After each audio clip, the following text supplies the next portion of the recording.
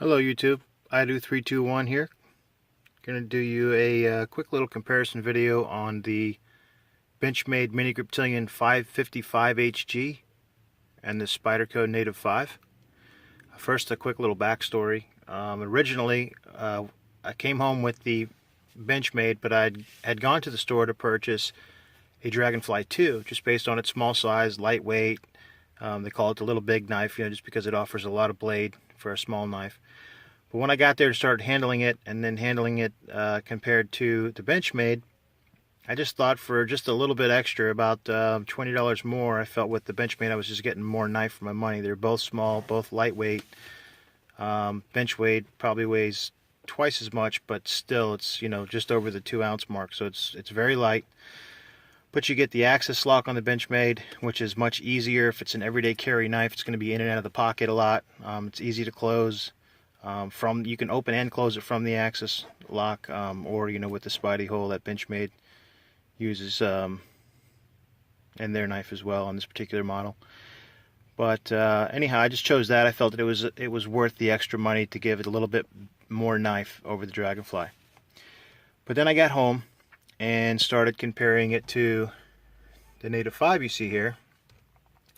And I realized that the Native 5, or at least in my opinion, the Native 5 offers more knife than the Griptillian and is at a lower price point usually. Now with Spyderco's MAP pricing now, these knives are going to be very similarly priced at your large authorized dealers. But if you look around, you can get some deals. You can actually get into a Native 5 for about $10 to $15 less than you can the Griptillian. Both offer very ergonomic handles. I think, in my opinion, the plus goes to the Spyderco, not just for with the swale here for where your finger's going to wrap around, but you get the 50/50 choil that Spyderco uses on a lot of their knives with the jimping here on the blade. That lets you choke up and do some fine cuts and just control the knife a lot easier. The bidirectional texturing on the Spyderco offers a better grip, so if you're going to have on gloves or wet hands or slippery conditions, you're going to get better grip from the bidirectional texturing on the Spyderco than you will from just the knurled surface here on the Benchmade.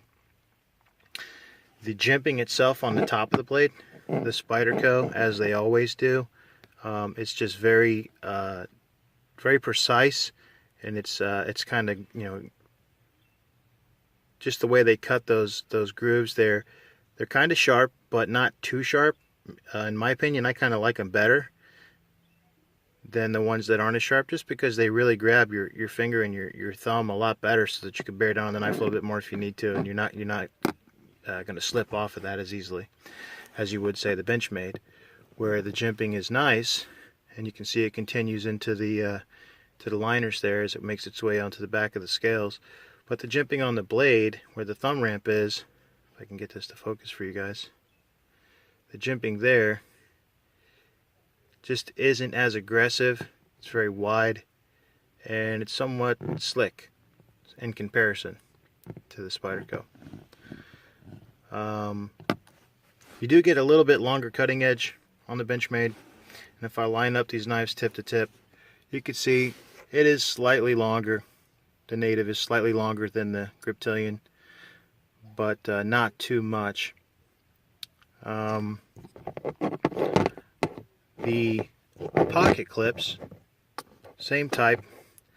If I line the pocket clips up, you'll see that the Native is going to ride out of the pocket just a little bit more than the Benchmade is, but that's personal preference, I guess. I would like it if it was a little deeper. I'd love to see Spyderco put one of their wire clips on the Native. I think that'd be really, really nice. Get a little bit deeper in the pocket.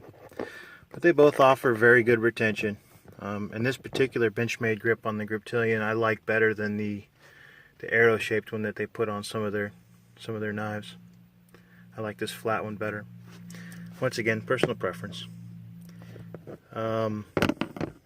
You do have left or right tip up on the Benchmade, and then on the Spyderco you get left or right tip up or tip down. So once again, you get a little bit more options, a little bit more configurability with the Spyderco than you do with the Benchmade. Now the Benchmade does have the steel liners, whereas the Native 5 does not. It's just your FRN handle. Still very strong. You can step up the game significantly. You can get the Native 5 with G10 scales and full stainless steel liners, but then again you're going to be stepping up significantly in price, and then you're going to be on par with Benchmade's Griptillian that offers also G10 and a little bit better steel by CPM. You'll being the same as maybe like a Benchmade 707 sequel or something along those lines. But the back lock on the Native 5, very, very strong. Everybody who knows Spyderco's back locks, you know that they're very strong, very effective. And once again, very strong, very effective. The axis lock, very nice lock. Much smoother than a back lock, of course. One-handed operation, but with practice, you can manipulate a back lock Spyderco. It's not as easy, it's not as quick, it doesn't deploy as quick. In my opinion, it's a stronger lock, but I